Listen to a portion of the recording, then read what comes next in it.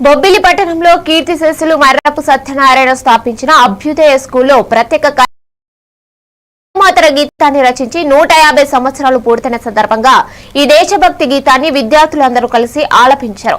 principal doctor చి శారదమేరం ఆధ్వర్యంలో ఈ కార్యక్రమాన్ని